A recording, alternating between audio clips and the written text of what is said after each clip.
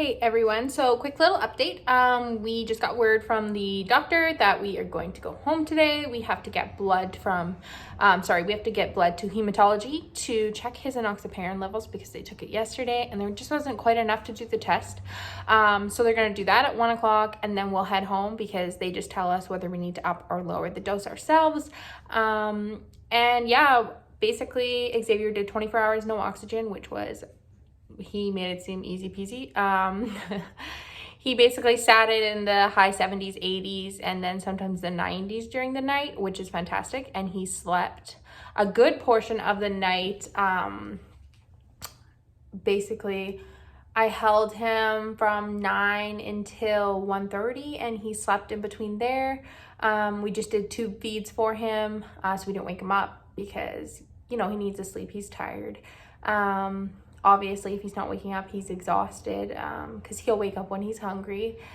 And then from 1:30, I put him into the crib and he slept through the night, woke up once or twice to get changed and went back to sleep. So really, overall, he's done really, really well.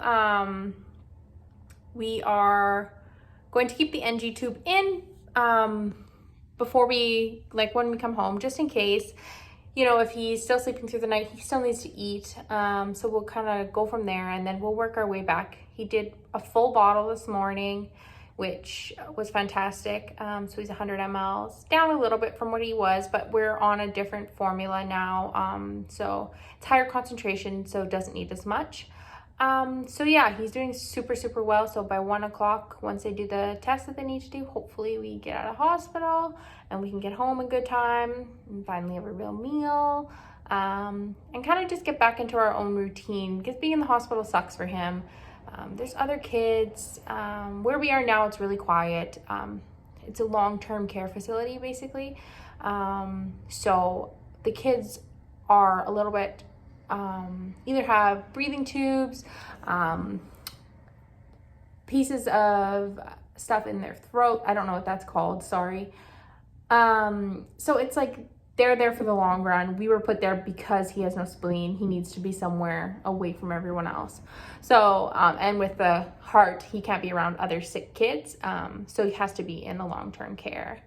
So yeah, overall, he's doing really, really well. We're coming home today. And both Brad and I are really excited with how quickly he did. We were expecting maybe quite a while. With the spleen, you never know how he's going to work with the antibiotics. They told us if he gets sick, he's in not just for a few days, he's in for a week, and we're just about a week, so that is good. They warned us just to keep an eye on him, obviously, when you get home, because anything can happen, but overall, he's doing really, really well. We're super excited, and yeah. So I'm not sure if we have to quarantine for 14 days when we get home. We'll have to ask before we left because we've been admitted into the hospital. I can't imagine so because we haven't left province, but you never know. The rules of Manitoba are changing daily. And thank goodness for our nurses because they have been fantastic. Honestly, they do not get paid enough. They have just been amazing. The doctors have been so great too. So yeah, if you see your nurse friends, give them some props because this is a hard time for them. Their families are really suffering as much as they are because if they're working with a kid that might be a COVID positive, they don't see their families. It's unfortunate. So make sure you say thank you to them. But yeah, so yeah, that's all. And we'll see you guys hopefully back at home. Bye.